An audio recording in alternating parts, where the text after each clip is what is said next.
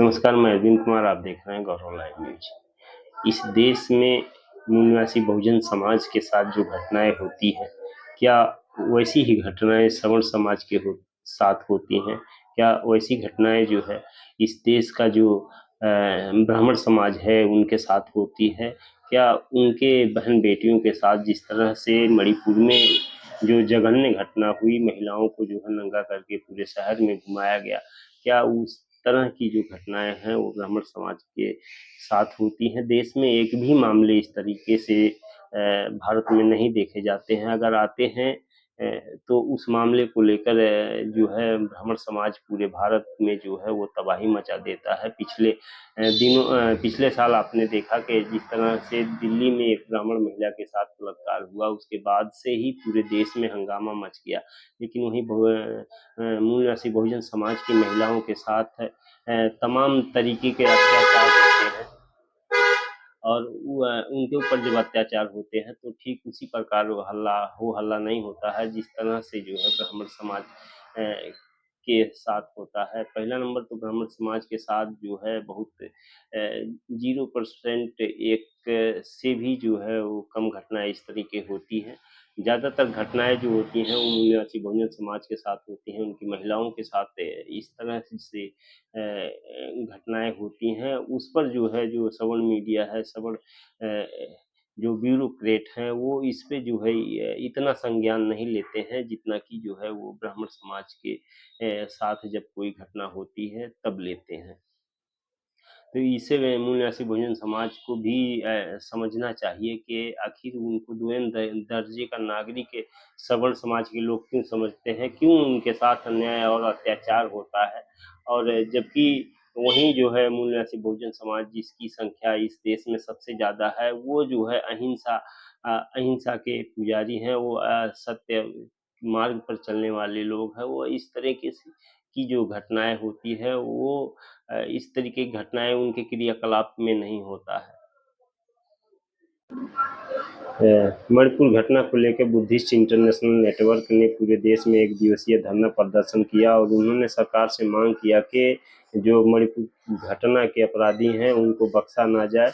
और इसी के साथ साथ ही उन्होंने ज्ञानवापी मस्जिद मामले का जो विवाद चल रहा है, उन्होंने कहा कि ज्ञानवापी मस्जिद मथुरा काशी ये बौद्धों का तीर्थ स्थल है, यह बौद्धों का धार्मिक स्थल है। इसको जो है सरकार को तुरंत लौटा देना चाहिए, क्योंकि भारत की जमीन में जहाँ भी खोदेंगे वहाँ बुद्ध ही बुद्ध हैं, बुद्ध के अलावा कोई नहीं है। इस देश में इस देश का जो राष्ट्रीय धर्म था वो बुद्धिस्ट था और बुद्ध का ही ये देश है। और बुद्ध भारत में जन्मे और दुनिया में बुद्ध का ज्ञान फैला और आज लगभग 70 देशों में बुद्ध का जो धम्म है वो राष्ट्रीय धम्म है। बुद्धिस्ट इंटरनेशनल नेटवर्क के तहत बस्ती में भी जो है कार्यकर्ताओं ने धरना प्रदर्शन किया और डीएम को ज्ञापन दिया। माननीय जिलाध्यक्ष भारत मुक्ति मोर्चा बड़े भाई R.K. आर्यन जी, आपका मैं आभार व्यक्त कर रहा हूं। साथियों, सभी साथियों को जय मुल्ला सिंह, जय मुल्ला सिंह, जय भीम। नमो बुद्धाय। साथियों, आज हम लोगों का राष्ट्रव्यापी धरना प्रदर्शन जो अपने विरासतों को बचाने के लिए और उनको वापस पाने के लिए हम लोग ये धरना कर रहे हैं। और ये लड़ाई हम तब तक लड़ते रहेंगे जब तक अपने हम विरासत को बचा नहीं लेंगे और हमको लौटाया नहीं जाएगा, तब तक ये लड़ाई हम लड़ते रहेंगे। साथियों, हमने एक चीज पढ़ा था कि मंदिर मस्जिद गिरजाघर को लूट लिया भगवान ने, धरती बांटा सागर बांटा, मत बांटो इंसान को। साथियों, आज जो विदेश के रहने वाले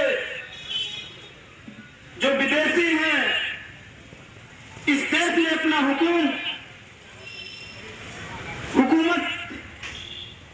करे हुए हैं। कम्युनिस्ट भाई बंधुओं को गुलाम बनाए हुए हैं।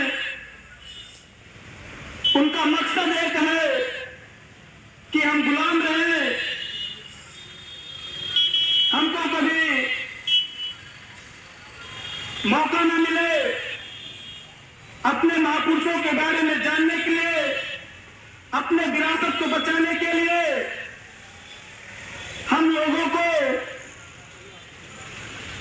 जो दूर दराज से आए विदेशी इस देश में तरह तरह पूरे तरीके से पूरे देश में मचा रखे हैं। साथियों, इस देश का सबसे बड़ा आतंकवादी संगठन किसी से छुपा नहीं है। आप लोग जानते हैं इस देश का सबसे बड़ा आतंकवादी संगठन आरएसएस है, जिसके बदौलत आज देश में नाना प्रकार की घटनाएं घटित हो रही हैं, चाहे वो उत्तर प्रदेश हो, चाहे आपका मणिपुर हो। साथियों, मैं आपको बताना चाहता हूं कि अगर विदेशी की बहन बेटियों के साथ मणिपुर में अगर ऐसी घटना घटित होती तो पूरे देश में आग लगा देते। लेकिन साथियों, ऐसा नहीं है। वो हमारे भाइयों से कहते हैं कि आप ऐसा करो वैसा करो, और हमारे भाई एससी ओबीसी जो बहुत सीधे साधे होते हैं वो उनके बहकावे में आ जाते हैं, और आने के बाद वो अपना आपा खो देते हैं। तो साथियों, मैं चाहता हूं और मैं आपसे अनुरोध करता हूं कि अपनी विरासत को बचाने को लेकर के अपने भागीदारी सुनिश्चित करें, और आने वाले समय में आप इस देश के राजा महाराजा बने। आपको हक और अधिकार है, ना कि दूर दराज से आए विदेशियों का। साथियों, आपको एक छोटी लाइन में प्रस्तुत कर रहा हूं, उस पर गौर कीजिएगा, बहुत ही अच्छा है।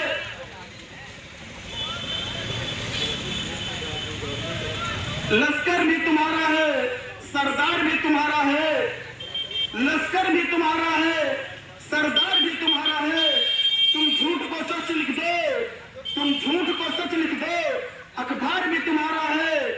तुम कहो वो सच, तुम कहो वो सच है, हम कहें तो झूठ।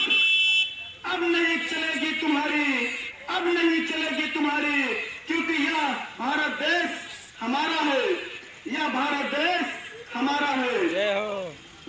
साथियों, मैं हमारे महापुरुषों ने किसी दूसरे से नहीं लड़ाई की, विदेश से आए विदेशियों से ही लड़ाई हमारे महापुरुषों ने किया। लेकिन कुछ विदेशी बच गए, बहुत चालाक थे, जो इस देश में आज जो चाहते वो होता है। मुझे बताने की जरूरत नहीं है साथियों, हर कोई जानता है विदेश से कौन आया है, बताने की जरूरत नहीं है, क्योंकि हमारे महापुरुषों ने कुर्बानियां तो बहुत दी, लेकिन उनका जो लाभ और श्रेय विदेशियों ने उठाया। उन्होंने कहा हमारे महापुरुषों ने लड़ाई लड़ी, हमारे महापुरुषों को छुपाया गया, हमारे महापुरुषों के बारे में बताया नहीं गया। आज की जो पाठ्य पुस्तकें हैं उसमें भी हमारे महापुरुषों को छुपाया जाता है, बताया नहीं जाता है। वो सिर्फ आरएसएस के एजेंडे पे काम करते हैं, और वही विदेशी